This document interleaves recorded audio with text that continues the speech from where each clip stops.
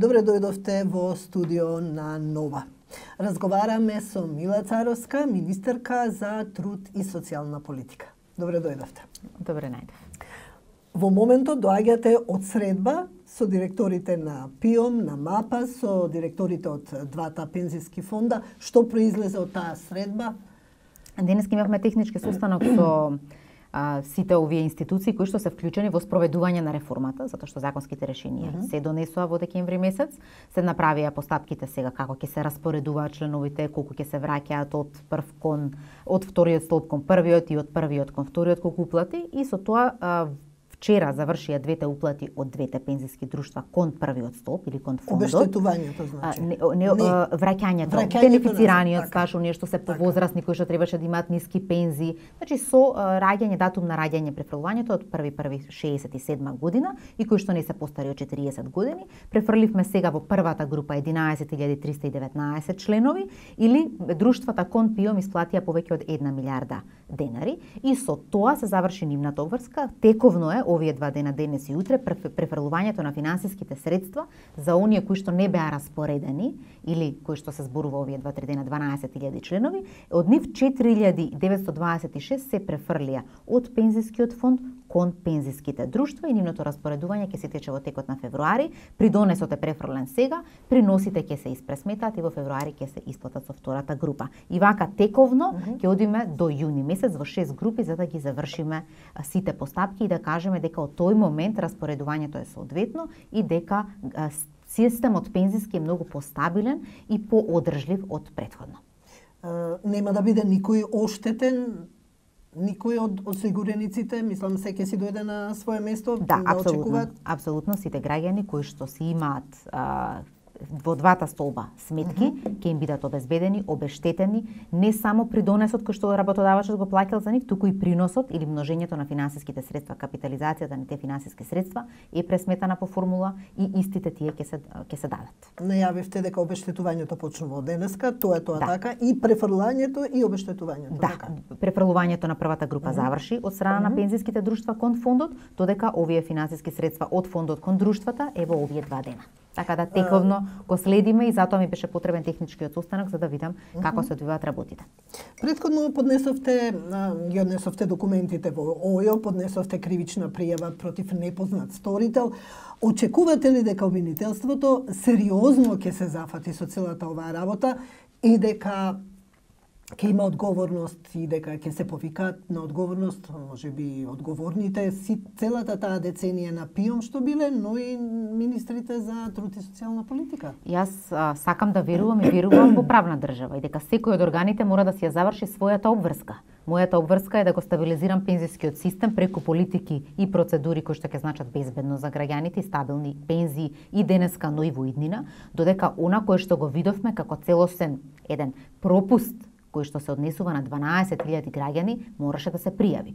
Но мојата улога не е истражна, јас не можам да тврдам дали некој е одговорен или не, кој е тој што е одговорен, и токму затоа кривичната пријава е кон непознат сторител, затоа што обврска на јавното обвинителство во нашата држава е да го истражи целиот тој процес. Ние сме достапни со се податоци, со се аналитичари, со сите луѓе што работеле во процесот. Дополнително МАПАС даде изјава дека и тие ќе се вклучат и ќе дадат се што имаат како податок, така да не верувам дека јавното обвинителство нема да го истражи целото. Многу е чудно во делото околу МАПАС. Значи, каде е МАПАС во целата таа приказна? МАПАС е тоа агенција која што врши ревизија, следење, анализа на пензискиот систем. Како е можно да не знаат или па како знаеле да молчат? Како се изјаснија на состанокот денеска? Вчера видовме една изјава каде што представник од МАПАС тврди дека имале поединечни случаи и поединечно ги решавале. Како е можно да немаат увид во целата оваа работа? Како супервизорско тело, тие имаат обврска да следат какво е распоредувањето, како се одвиваат процесите, како не знаеле, тоа ќе мора да го утврди јавното обвинителство. Тоа што знам јас е дека индивидуални представки имаше и до нас, и до Министерството, и до Пензискиот фонд, и до МАПАС. Од тука почнале дискусиите што се случува, но само кога се одлучив како министерка дека ќе правам детална анализа и пресек на пензискиот систем, заедно со меѓународни финансиски институции, излегоа големите работи. се видува дека да, тоа е така, како што се сомневаат, како што имаат индикации и во тој момент веќе почнува да се работи на една голема група и почнува да се работи на утврдување на како тоа функционира системот, за да можеме и ние да ја направиме реформата, но исто така и да можеме да поднесеме кон ОЈО кривично за да се утврди некаква одговорност. Кој е тој момент кога се одлучивте да правите анализа, да го истражите сето ова и колку време беше потребно да се направи таа анализа? Како дојдовте на идеја? Веќе подолго време се зборува дека пензискиот фонд е празен, па нема да има за пензии, се беа тоа шпекулации во јавноста. Што ве натера да го истражите сето ова и колку време беше потребно? Со помош на странски експерти, така? Ако ја видиме програмата на владата, дури јас и кога бев во опозиција, во тој дел се вклучува во пишување на програмата, стои дека стабилизација на пензискиот фонд е една од реформите кои што оваа влада ќе ги превземе на свој грб. И тоа е така. Така да јас навистина уште од првиот ден, кога се сретнав со сите меѓународни развојни партнери, позиционирав со кого, која реформа ќе ја работам. Светска банка е еден од основачите на овој тростолбен пензиски систем во Македонија и затоа сметав дека тие се релевантен партнер да направиме евалуација и анализа на системот што бил поставен.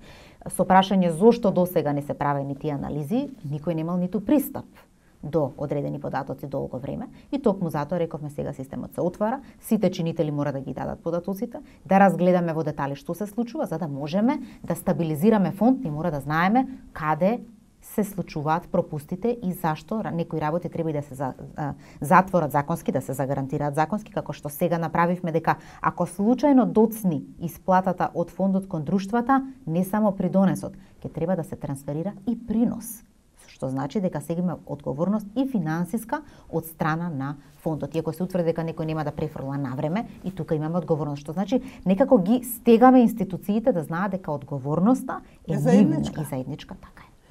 Ве прашувам за времето, колку време беше потребна анализа, затоа што сега излегува прашања пак од типот што се чекало до сега 2 години, скоро 2 години од промена на власта. Едно е да имате индикации дека нештото се случува преку индивидуални представки, преку првични извештаи на експерти, друго е да вие стварно согледате дека тука станува збор за цел систем кој што имал пропуст, да, и направил пропуст системот. Но кој е одговорен ќе се докажуваат. Моје беше дека во моментот кога бев сигурна дека станува збор за група на граѓани кои што се оштетени, независно од кого, мора да се поднесе представката. Но ние во самата реформа тие сите работи ги предвидовме, затоа што преку математички операции се пресметуваат колку се тие лица, колку придонес имале, колку принос, независно од тоа како ќе се развива одговорноста.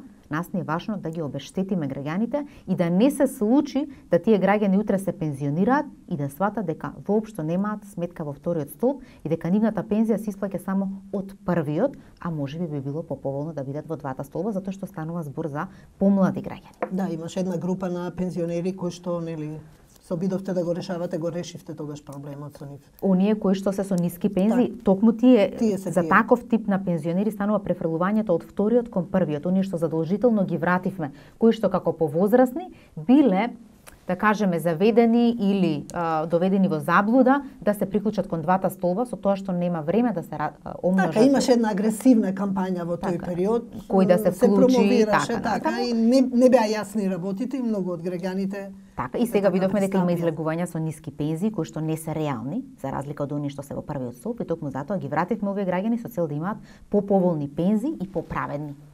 Станува збор за дупка од 19 милиони евра.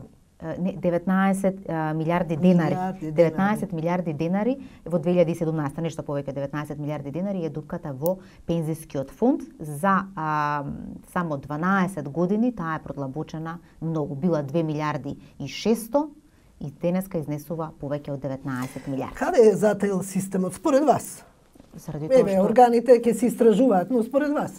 Системот во зголемувањето на дупката во пензискиот фонд. За сето ова што се случувало? Пензискиот фонд има зашто не биле исплаќани, нели не биле во вториот столб исплаќани? Тоа стварно не може. Зошто ги задржувале за тековни исплати на пензии, па дури биле изголемувани, беа изголемувани пензиите.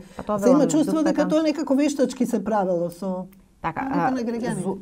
Апсолутно се прави со парите на граѓаните. Затоа велам, една неодговорна политика довела до толкаво големо продлабочување на дупката во пензискиот фонд, како намалување на придонесите. Тоа не донесе до зголемување на вработувањата, па вие да очекувате ете како ќе се компензираат придонесите со вработувањата. Туку тоа апсолутно е зголеми дупката. Дополнително имавме адхок некои зголемување на пензии пред избори за калкулации и манипулации со пензионерите како гласачко тело. Тоа даде многу голема дупка или дефицит во самиот фонд. Дополнително имате мерки за вработување, како Македонија вработува, кои што ве ослободуваат од плаќање придонеси. Велиме во економската логика нема ништо бесплатно.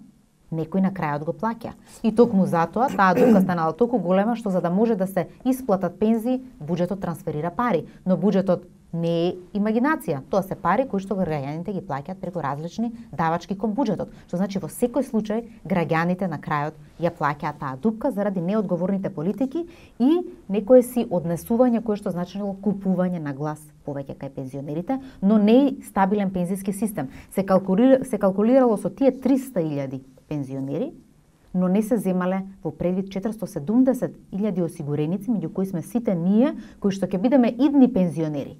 Заменската стапка била многу ниска, ние зголемивме за 1/3, што значи дека и пензиите во иднина ќе се зголемат кај идните пензионери поповолно за двостолбниот систем.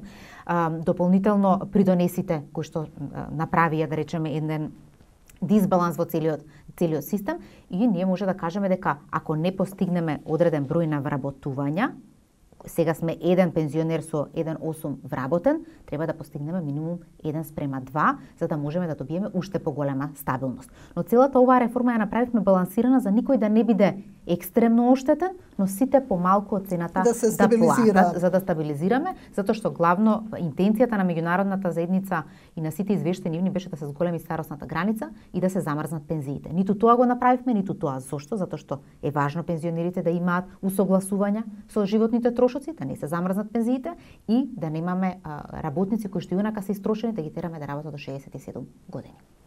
Ова сериозно излегува дека уствари било политика на една власт, а ПИОМ го правел тоа што го правел. Дека тука очигледно дека немало пари во тука ПИОМ. Политичка одговорност апсолутно има, затоа што политиките ги креира министерот за труд и социјална политика, имплементацијата ја вршат сите други засегнати страни. Но да не согледате воопшто што се случува во пензискиот систем, толку години само по себе е одговорност. Но сето ова личи како една пирамида, значи биле вклучени повеќе институции, некои можеби знаеле, а молчеле, како МАПАС.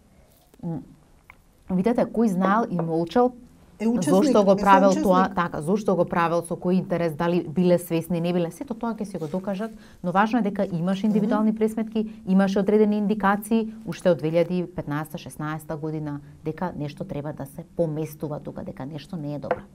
Од ПИОМ се правда дека немале единствен, кохерентен, конзистентен, не знам, одржлив систем за регистрација и водење и евиденција на осигурениците и дека им сметале честите и брзите законски измени. Така барем вчера во соопштението кажа.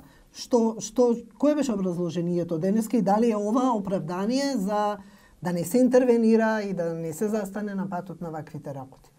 Не. И денеска беше кажано истото. Мислам дека тој единствен регистар на осигуреници, кој што Македонија го нема, веќе го договоривме со Светска банка, како програма стартува, да се воспостави тој единствен регистар, тогаш ќе биде многу полесно, затоа што тогаш знаете и здравствено и социјално осигурување кој му тече, секој може да си провери и тоа е единствен систем. Сега со црпењето на податоци од сите институции, факт може да се направат повеќе грешки. Но не абстенина, тоа не амнестира нас од одговорност, која што во даден момент требало да биде согледана и да се реагира на истата таа соодветно, преку политики, законски решенија, затоа што ние во законското решение сега, во реформата, понудивме решение со член кој што значи дека може да се прават тие враќања на финансиските средства кон едното и другото друштво. Претходно тоа и не било можно. Сега вие едноставно не им дадовте можност, на брзина ја средивте работата, имаат ли право осигурениците да го тужат ПИОМ во ваква ситуација? Тие ќе бидат обештетени. Целта моја е дека треба да го заштитиме граѓанинот и неговиот индивидуален интерес, затоа што финансиски не смее да биде оштетен самиот тој. Но во секој случај, во моментот на обештетување ќе му бидат вратени сите финансиски средства. Не знам зашто може да тужат, веројатно правници и експерти. За злоупотреба на треба да се види ојо што ќе каже така, по однос на така. тоа прашање, но јас велам дека ако секој е обештетен, со тоа се намалува можноста да ја тужа државата, затоа што сепак тоа се пари на граѓаните. Сепак буџетски ќе се исплаќаат, велиме, нема идеја во плаќање на судски и адвокатски трошоци, на овие граѓани треба да им се вратат парите и со се придонесот и приносот. Би било половично решение ако само придонесот го вратевме, без можноста на враќање на принос, кој што значи множење на парите. Станува збор за 12.000 граѓани, станува збор за една голема афера, голем скандал, кој што го изнесовте во јавноста, успеавте да го детектирате. Како ќе бидат известувани граѓаните понатаму, како може да си проверат дали се во ред со, нели? Во МАПАС ќе ги известува со писма сите оние граѓани кои што се прераспоредуваат и со тоа тие ќе и добијат информација дека се вклучени во вториот пензиски столб и во кое друштво. Секогаш може да го смена друштвото, тоа е на избор на граѓанинот, но ќе знаат колку финансиски средства имаат, колкав е нивниот принос и понатаму секоја година ќе треба редовно да се добиваат известување од пензиското друштво за тоа што се случува со нивните пари, но секако може да се проверат и електронски и ќе може да си проверат во МАПАС точно колкава е сумата после 15 февруари, 15-20 февруари. Ви благодарам на разговорот. Ви благодарам многу. Вам, почитувани, ви благодарам што не следите.